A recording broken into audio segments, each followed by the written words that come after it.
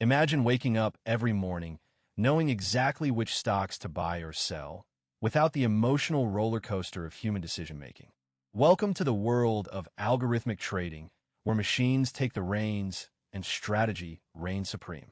Algorithmic trading, also known as automated trading, uses pre-programmed rules to execute trades based on specific market conditions. As a beginner, you might wonder where to start. In this video, we'll break down the fundamentals of algorithmic trading and explore a reproducible strategy using real-world examples.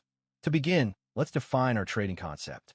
We'll focus on a popular strategy called mean reversion, which involves buying underperforming assets and selling overperforming ones. Our specific parameters will be based on the Relative Strength Index, RSI, a momentum indicator that measures stock price fluctuations. For the mean reversion strategy, we'll set the following parameters.